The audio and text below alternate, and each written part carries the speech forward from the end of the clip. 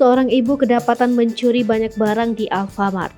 Kembali beredar di media sosial, seorang wanita yang kedapatan mencuri sejumlah barang di Alfamart. Beruntungnya aksi wanita itu cepat diketahui dan ditindaklanjuti oleh karyawan Alfamart. Peristiwa tersebut terjadi di Alfamart Sumber Agung, Pringsewu, Lampung.